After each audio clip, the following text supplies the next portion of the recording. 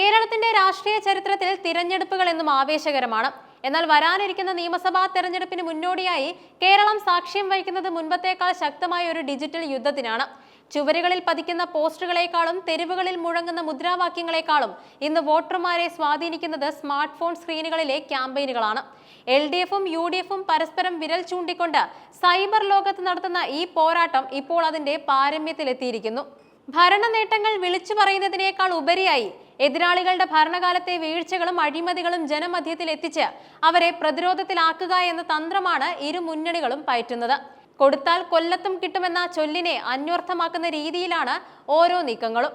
ഇടതുപക്ഷ ജനാധിപത്യ മുന്നണി തങ്ങളുടെ സൈബർ ആക്രമണത്തിന് തുടക്കമിട്ടത് ഇരുണ്ട കാലം എന്ന പേരിൽ ഒരു പ്രത്യേക വെബ്സൈറ്റ് പുറത്തിറക്കിക്കൊണ്ടാണ്. 2011 മുതൽ 2016 വരെയുള്ള ഉമ്മൻചാണ്ടി സർക്കാരിന്റെ ഭരണകാലത്തെയാണ് ഇടതുപക്ഷം ഇരുണ്ട കാലം എന്ന് വിശേഷിപ്പിക്കുന്നത്. പഴയ കാര്യങ്ങൾ ജനങ്ങൾ മറന്നുപോയിട്ടുണ്ടാകാമെന്ന ധാരണ തിരുത്തുകയാണ് ഈ വെബ്സൈറ്റിന്റെ പ്രധാന ലക്ഷ്യം. പ്രത്യേകിച്ചും പുതുതലമുറ വോട്ടർമാർക്ക് UDF ഭരണകാലത്തെ വിവാദങ്ങളെക്കുറിച്ച് അറിവുണ്ടാകില്ല എന്ന തിരിച്ചറിവിൽ നിന്നാണ് ഈ നീക്കം. ഇരുണ്ടകാലം.com എന്ന സൈറ്റിൽ 21 ഉപപേജുകളിലായി അക്കാലത്തെ പ്രധാന വിവാദങ്ങൾ വീഡിയോ സഹിതം വിശദീകരിക്കുന്നുമുണ്ട്. UDF സർക്കാരിനെ പിടിച്ചുലച്ച സോളാർ കേസും അതുമായി ബന്ധപ്പെട്ട വിവാദങ്ങളും ഉണ്ടായിരുന്നു. അന്നത്തെ ധനമന്ത്രി KM മാണിക്കെതിരെ ഉയർന്ന ആരോപണങ്ങളുമുണ്ട്. ജനങ്ങളെ വലച്ച ദീർഘനേരത്തെ പവർ കട്ടുകൾ, വിവാദമായ ഭൂമി പതിച്ചു നൽകലുകൾ, ഇതിനൊപ്പം പുറത്തിറങ്ങിയ മകനെ തിരിച്ചുവരല്ലേ എന്ന വീഡിയോ ക്യാമ്പയിൻ സോഷ്യൽ മീഡിയയിൽ വലിയ ചർച്ചയായിരുന്നു. UDF ഭരണം വന്നാൽ പഴയ ദുരവസ്ഥകൾ തിരിച്ചു വരുമെന്ന ഭീതി പടർത്താനാണ് ഇതിലൂടെ ശ്രമിച്ചത്. LDFിന്റെ ഇരുണ്ട കാലം ക്യാമ്പയിൻ വന്നതോടെ UDF നിശബ്ദമായിരുന്നില്ല. 1ന് 10 തിരിച്ചടി നൽകുക എന്ന ശൈലിയിൽ അവർ പിണറായി സർക്കാർ കടക്ക് പുറത്ത് ഇനി 90 ദിനങ്ങൾ മാത്രമെന്ന പുതിയ ക്യാമ്പയിന് രൂപം നൽകി. LDF ഉപയോഗിച്ച അതേ നാണയത്തിൽ തന്നെ UDFും പോസ്റ്ററുകൾ ഇറക്കി.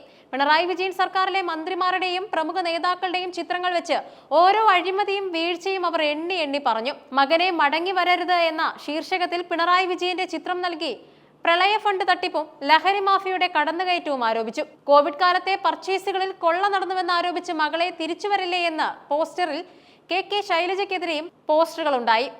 കൂടാതെ V ശിവൻകുട്ടിക്കെതിരെ നിയമസഭയിലെ കയ്യാങ്കളിയും PM ശ്രീ പദ്ധതിയിലെ നിലപാടുകളും ഓർമ്മിപ്പിച്ചു. മുഹമ്മദ് റിയാസിനെതിരെ പാലങ്ങൾ പൊളിയുന്നതും റോഡ് നിർമ്മാണത്തിലെ അപാകതകളും ചൂണ്ടിക്കാട്ടി മരുമോൻ കാലമെന്ന് പരിഹസിച്ചു. വീണ ജോർജിനെതിരെ ആശുപത്രികളിലെ സുരക്ഷാ വീഴ്ചകളും കെട്ടിടങ്ങൾ തകരുന്നതും ചർച്ചയാക്കി.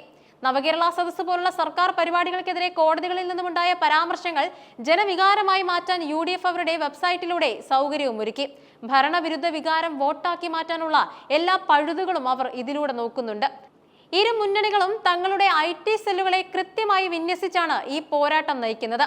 മുൻകാലങ്ങളിൽ രാഷ്ട്രീയ ചർച്ചകൾ ചായക്കടകളിലും ക്ലബ്ബുകളിലുമായിരുന്നുവെങ്കിൽ ഇന്നത് വാട്സാപ്പ് ഗ്രൂപ്പുകളിലും ഫേസ്ബുക്ക് കമന്റ് ബോക്സുകളിലുമാണ്. സീരിയസ് ആയ രാഷ്ട്രീയ ചർച്ചകളേക്കാൾ വേഗത്തിൽ ജനങ്ങളിലേക്ക് എത്തുന്നത് പരിഹാസം കലർന്ന ട്രോളുകളാണ്. U-turn ഉദ്ഘാടനം ചെയ്ത മന്ത്രി ജെട്ടി മോഷ്ടിച്ച കേസ് തുടങ്ങിയ പ്രയോഗങ്ങൾ വോട്ടർമാരുടെ മനസ്സിൽ എളുപ്പത്തിൽ പതിയും. ഇത് എതിരാളിയെ നിസാരവൽക്കരിക്കാനും ജനമധ്യത്തിൽ പരിഹാസ്യരാക്കാനും സഹായിക്കുന്നുണ്ട്.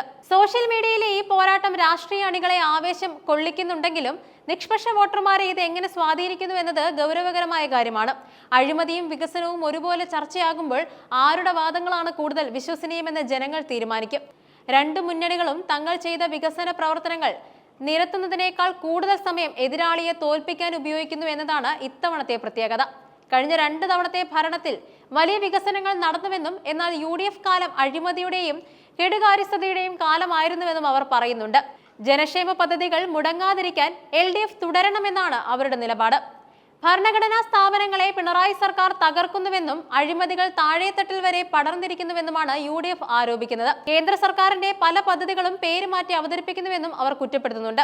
കേരളത്തിലെ നിഷ്പക്ഷ വോട്ടർമാർ ഏത് ഓർമ്മപ്പെടുത്തലിനൊപ്പമാകും നിൽക്കുക എന്നത് വരാനിരിക്കുന്ന തെരഞ്ഞെടുപ്പ് ഫലം തെളിയിക്കും. രാഷ്ട്രീയ യുദ്ധം ഡിജിറ്റൽ ലോകത്തേക്ക് പടരുമ്പോൾ അത് സത്യസന്ധമായ വിവരങ്ങളുടെ കൈമാറ്റമാണോ അതോ വെറും വ്യാജ പ്രചാരണങ്ങളാണോ എന്ന് തിരിച്ചറിയാനുള്ള ബാധ്യത വോട്ടർമാർക്കുണ്ട്.